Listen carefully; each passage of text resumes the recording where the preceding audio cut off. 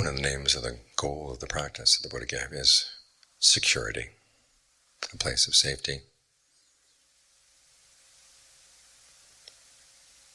a haven, harbor, refuge. All of these are synonyms for nirvana.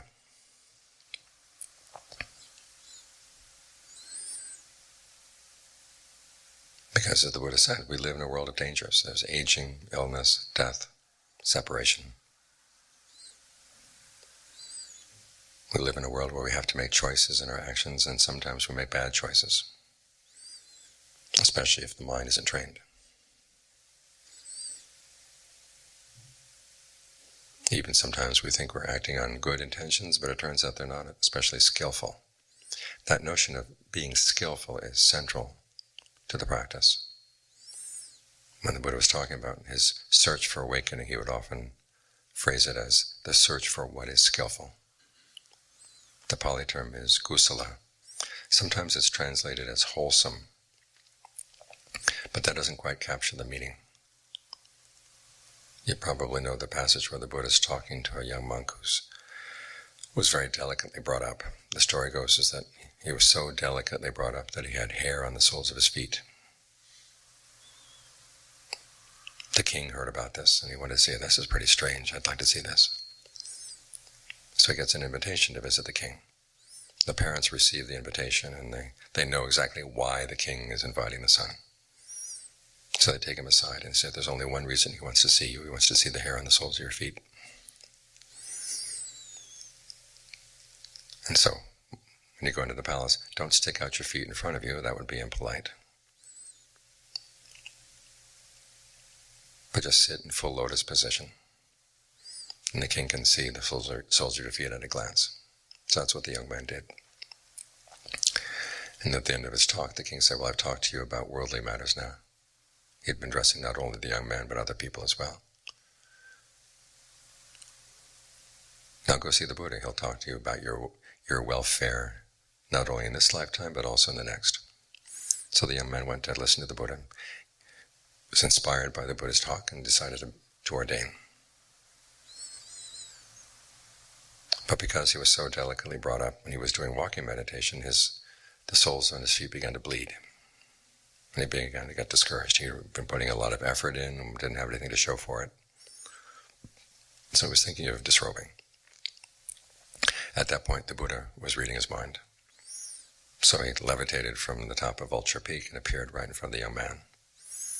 I don't know what you think, but the idea of thinking something unskillful in your meditation, all of a sudden the Buddha appears in front of you. So were you thinking of this? That's what he said to the young man. And the young man said yes. And then the Buddha gave the analogy of the lute. You know, the one where it says, if the strings are too tight, it doesn't sound right. If the strings are too loose, it doesn't sound right. Try to find what the point of just right.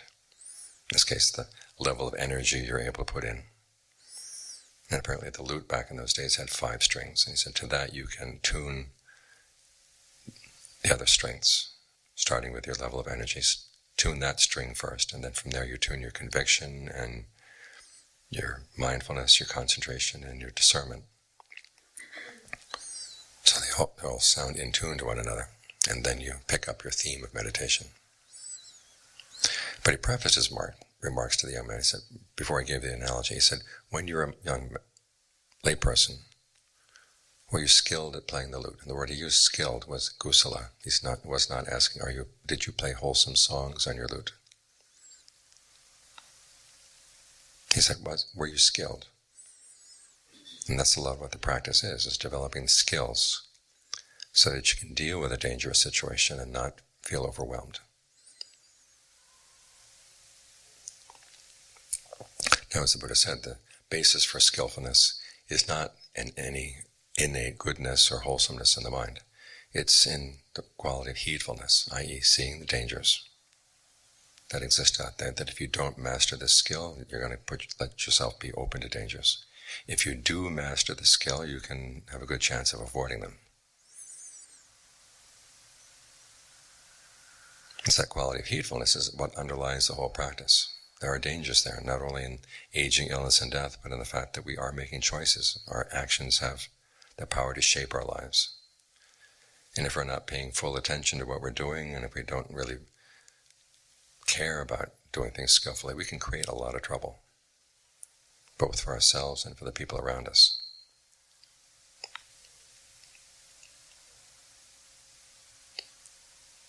And so the Buddha, you may have noticed, illustrates a lot of his points about how to meditate, how to practice, by making analogies to skills, the skills of an archer, the skills of a cook, the skills of a chariot driver, even the skills of a farmer, the skills of a soldier.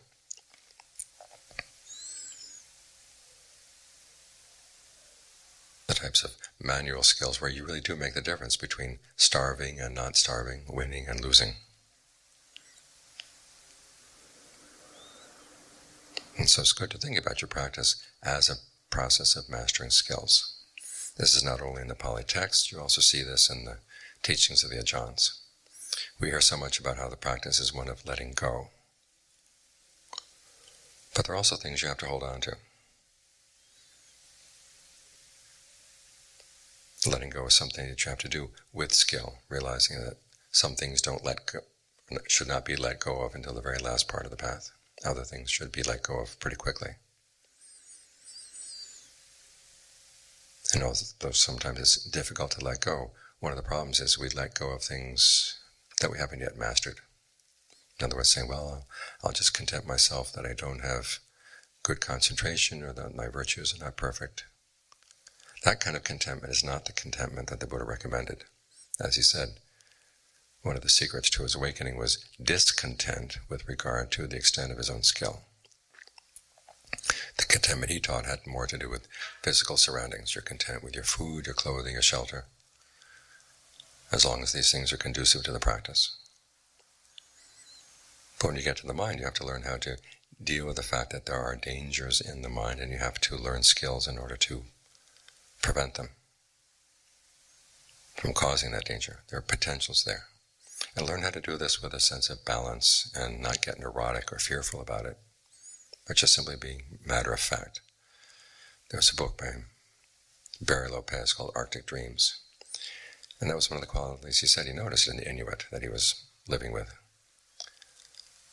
That they were alert to the fact that there were dangers all around them all the time, and yet they learned how to live with that with a sense of stability and calm, because they had mastered various skills that helped them, that would prepare them to deal with dangers.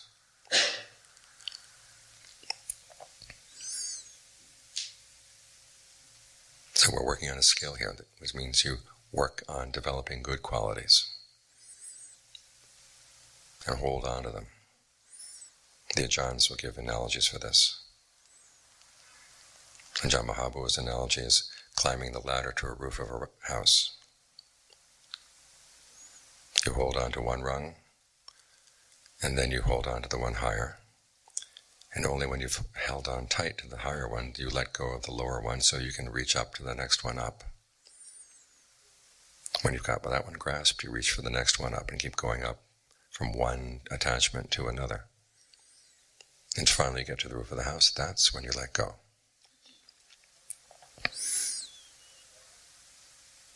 And John Fung's analogy was of a rocket going to the moon. When I went to first stay with him, this was not long after the American moonshots.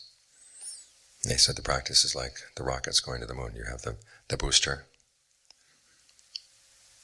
and then when the booster's gotten you away from the Earth, you drop the booster. And then there's the second stage. That takes you further. Then you drop that. And then you let go of everything else so that the capsule can get to the moon.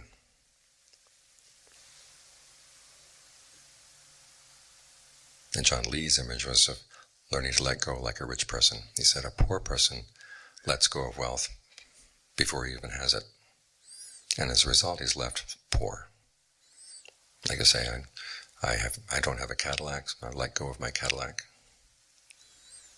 But you don't have any transportation. So what you do is you work to develop the wealth, and then you let it go. In other words, you're not carrying it around. It's there for you to draw on when you need it. And he gave the example of the Buddha. The Buddha, even though in the moment of his awakening, let go of virtue and concentration and discernment, he still had these things after his awakening. It's just that he didn't have to carry them around.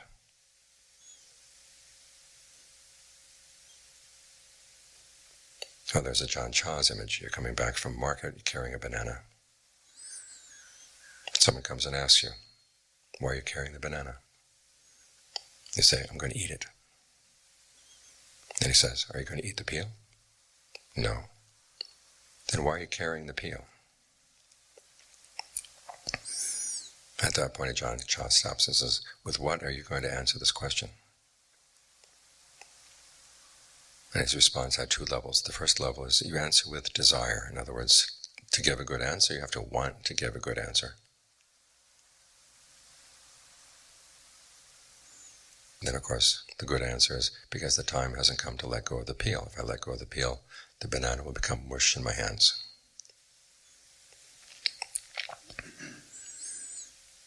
In the same way in your practice, you hold on to virtue, you hold on to concentration, you hold on to discernment. Because if you don't, your mind will become mush in your hands.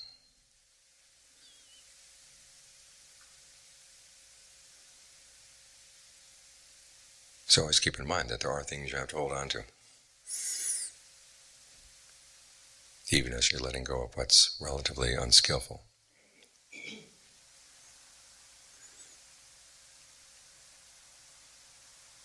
You can see this particularly in the Buddhist teachings on what he calls noble wealth. All too often we're warned against spiritual materialism, but the Buddha himself often would talk about the practice as one of investing. As with any investment, you want it to be safe. You put your energy into things that will be long-lasting. Such when the time comes to make sacrifices, you sacrifice what is inessential, hold on to what is essential.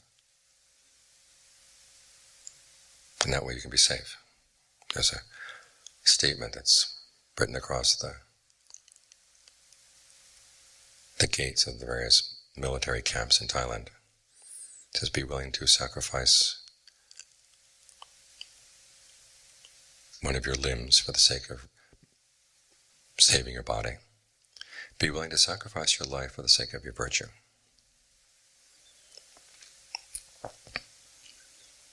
As we realize, we live in a world where we will have to lose things, but you want to make sure you don't lose the things that are of real value. So you invest in the things of real value. So when the time comes that you do have to lose other things, you're not set adrift. So what are those noble treasures? The first one is conviction, i.e. conviction in the Buddha's awakening. And that translates into conviction and the idea that a human being has the capacity to find true happiness. And as in the Buddha's case, he found true happiness, not because he was a god, or he had any special superhuman qualities. He had human qualities that we all have in potential form, but he developed them.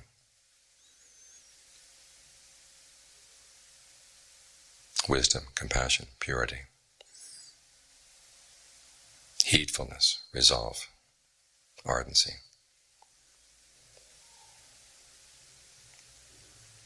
So to have conviction in the Buddha's awakening means that you have conviction in these qualities, that these are the ones that will see you through to true happiness.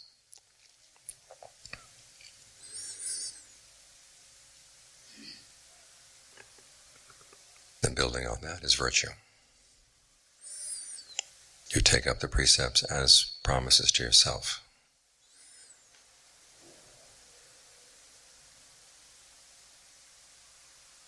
That under no circumstances at all are you going to break them.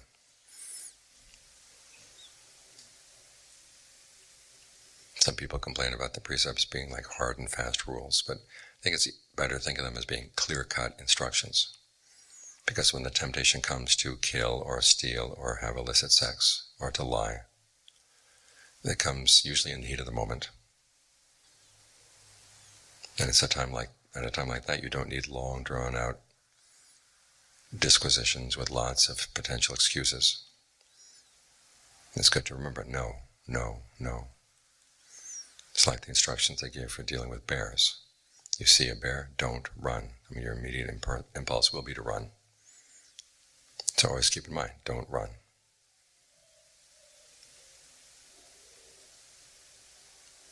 And also remind yourself of the Buddha's very interesting observation, which is that to harm yourself means to break the precepts. To harm someone else means to get them to break the precepts.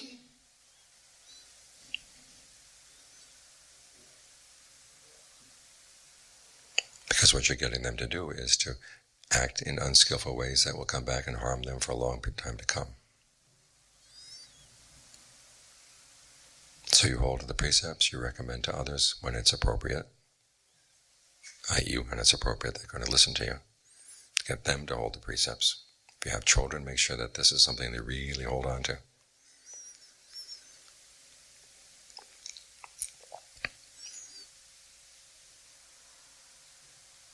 That way, as the Buddha said, you give universal safety. You can't protect everybody in the world, but you can make sure that there's no danger from your quarter toward anyone. And as you say, when you give universal safety to others, you have a share in that universal safety yourself.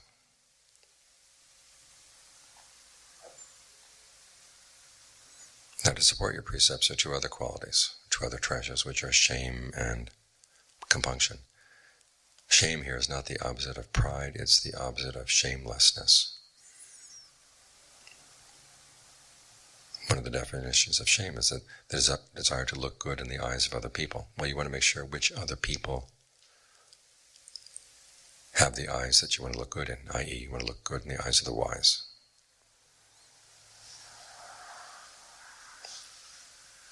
So you're not going to do or say anything that would be shameful in that sense. This actually is connected not with low self-esteem, but actually high self-esteem.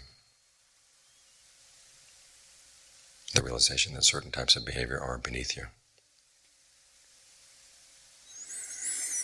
Connected with that is compunction, which is basically the desire not to cause harm. This is the opposite of apathy. You see that your actions will have results and you want to avoid creating any harm for anybody.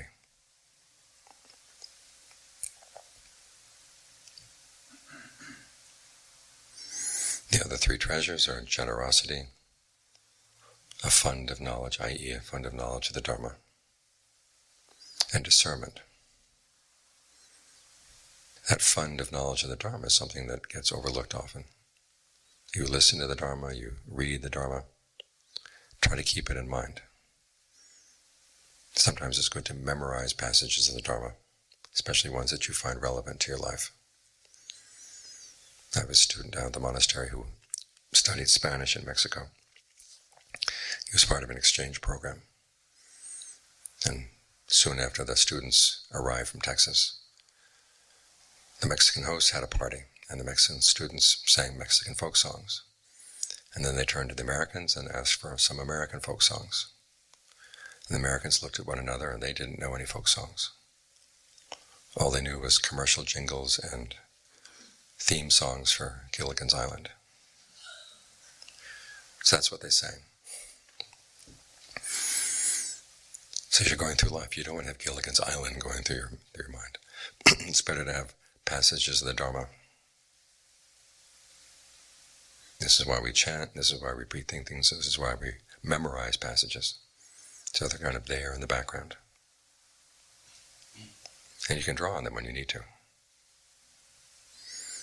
You may have seen the book, Awareness Itself. It actually came from my experience after Ajahn Fuang passed away.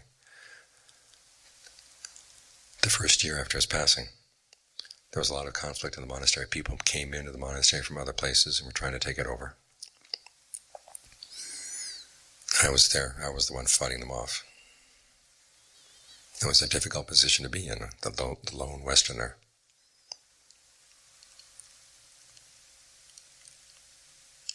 But as I was dealing with these problems, these passages or comments that Ajahn Fuang had made would come to my mind to help give guidance. And it was his teachings that actually saw me through. I began to realize I don't want to forget these, so I started writing them down.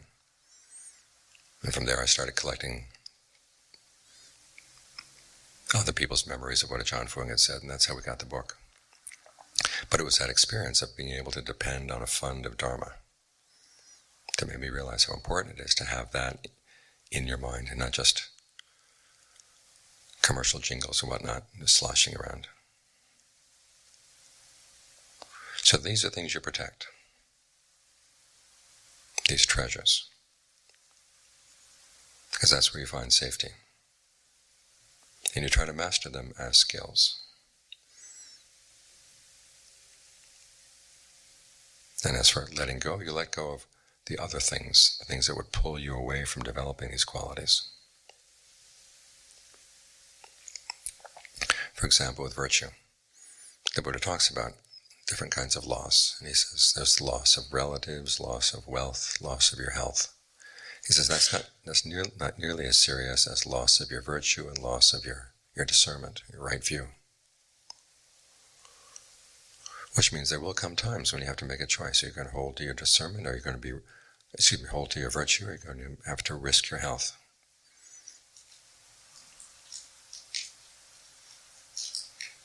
There are times when you have to go without if you actually hold to your precepts. But as he says, you drop your precepts, you've dropped something of real value, or real protection. So hold on to that. You apply your contemplation of what's inconstant, stressful, and not self to the other things that you might lose, the other things that might pull you into breaking the precepts. The same with concentration.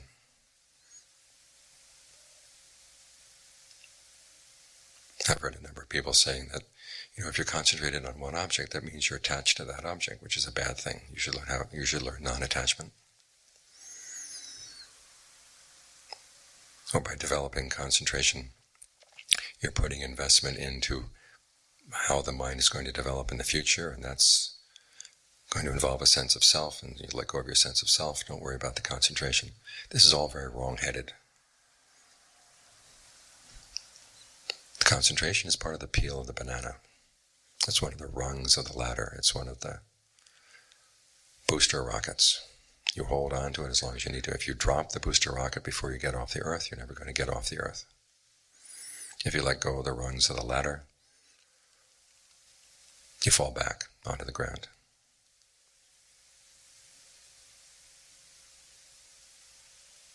So you apply the analysis of inconstant, stressful, and non-self to the things that would pull you away. You learn to look at the disadvantages of the distracting thoughts.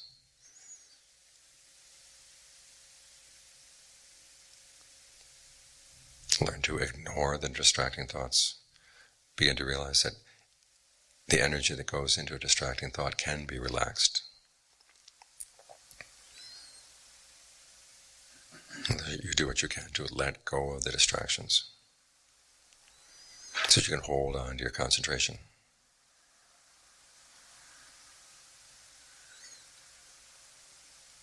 The same goes with discernment. You hold on to right view. You hold on to the use of the three perceptions of inconstant, stressful, and not-self when it's appropriate. And only when they've done their work do you let them go.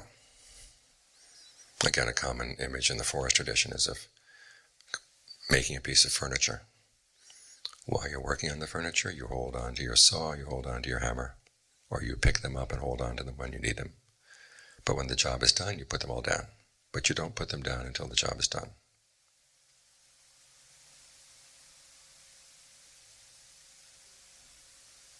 Another example from Ajahn Mahabua. He was asked one time whether nirvana was self or not self. This came at a time when there was one of the cults north of Bangkok had been teaching that nirvana was your true self. And a lot of scholarly monks in Bangkok came out and said, no, nirvana is not self. And the controversy became so heated that it actually appeared in the newspapers. Can you imagine USA Today writing one of those editorials where there's a pro and the con? One side, nirvana is self, and no, nirvana is not self. But that's what you had in the newspapers in Thailand. So someone asked Ajahn Mahabua, is nirvana self or not self? He said, nirvana is nirvana. And then he explained, we use the teachings on self, the self as its own mainstay, the self as its governing principle. when you need them. You use the teachings on not-self as part of the path. He says they're like stairways leading up to your house. But once you get into the house, you drop both. You don't need the stairway anymore. There will come a point where you let go of everything. But if you don't have the stairway, you're not going to get into the house. So it's these practices that form our safety. These are the things we rely on. And they can give us confidence that even though there are dangers all around us, we're born into this world, we're full of dangers. If you have children, you have to realize you're bringing the children into a dangerous world. As much as you would like to assure them that mommy and daddy will take everything, maybe mommy and daddy might not be there. So it's a dangerous world. But if we can train in these skills, if we're heedful of the dangers, i.e. see the dangers but not get overwhelmed by them, realize that there are ways of protecting ourselves from the dangers so that nothing of real value gets damaged. And there is something of real value to our minds. Sometimes you hear the idea that Buddha taught the principle of what some people call corelessness. There's no real core to your personality. It's just phenomena coming and going. The Buddha never taught that. He says there is a core. The core is release. This has real value. So everything you can protect that leads in that direction, that has value as well. That's where your safety lies. That's where your true happiness will lie. Even as you have to give up lots and lots of other things. Have a clear idea of what your priorities are, where true safety lies.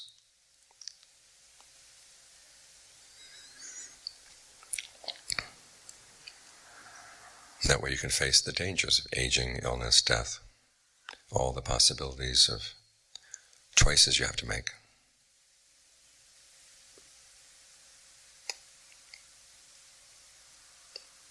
With the confidence you can protect what is of genuine value.